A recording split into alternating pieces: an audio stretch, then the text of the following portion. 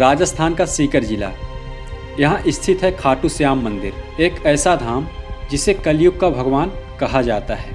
हर साल लाखों भक्त यहाँ पर आते हैं और हारे का सहारा खाटू श्याम हमारा का जयकारा यहाँ पर गूंजता है। लेकिन इस मंदिर का इतिहास क्या है, यहाँ पर इतनी बड़ी संख्या में भक्त क्यों उमड़ते हैं, इसके पीछे की क्या आस्था है और हाल ही में यहाँ पर क्या विवाद हुआ है, आइए पूरी जानकारी जानते हैं इस वीडियो के माध्यम से।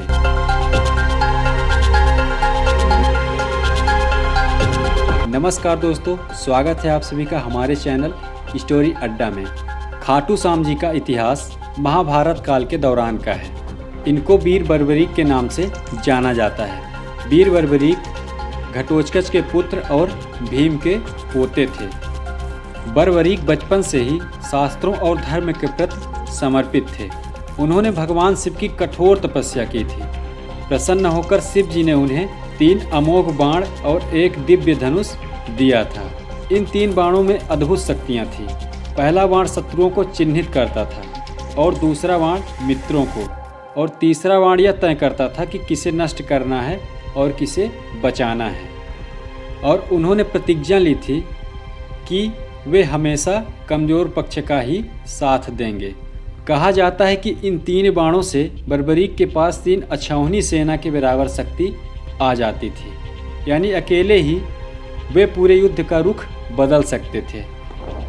लेकिन भगवान श्री कृष्ण को बर्बरीक की इन शक्तियों के बारे में पता था और उन्हें यह भी पता था कि बर्बरीक जो पहले से ही प्रतिज्ञा लिए हुए हैं कि जो युद्ध में कमज़ोर दिखेगा वह उसी की ओर से युद्ध में उतरेंगे।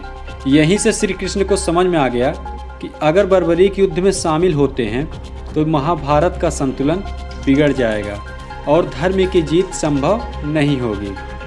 इसलिए श्री कृष्ण ने उनसे शीश दान मांगा।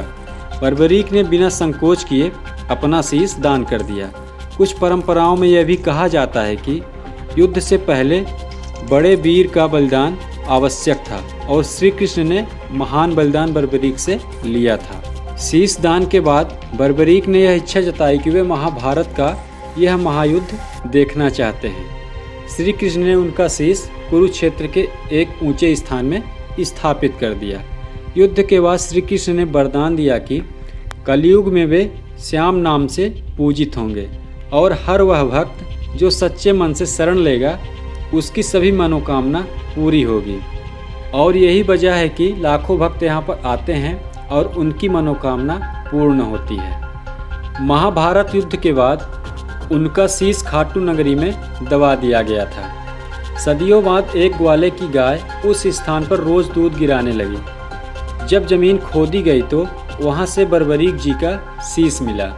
फिर श्याम कुंड और भव्य मंदिर का निर्माण हुआ। मंदिर का वर्तमान स्वरूप 18वीं शताब्दी में महारानी रुक्मणी देवी ने बनवाया है और समय समय पर इसका जीर्णोद्धार होता रहा है।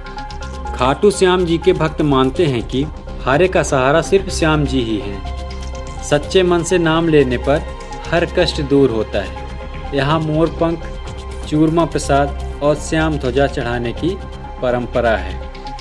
यहाँ हर साल फागुन मेला आयोजित होता है जिसमें लगभग लाखों श्रद्धालु पहुँचते हैं। साधारण दिनों में भी साप्ताहिक रूप से 2 से 3 लाख भक्त मंदिर में दर्शन के लिए आते हैं। देश ही नहीं विदेशों से भी लाखों श्याम भक्त यहाँ पर आते हैं और अपनी अपनी मनोकामना पूर्ण कराने की अर्जी लगाते हैं। दोस्तों, हाल ही में खाटू श्याम मंदिर की पवित्र छवि को कुछ दुर्भाग्यपूर्ण घटनाओं ने धक्का पहुंचाया है। जुलाई 2025 में बारिश के दौरान मध्य प्रदेश से आए एक परिवार ने दुकान के सामने शरण लेने की कोशिश की। तभी दुकानदारों ने उन पर लाठियों से हमला कर दिया।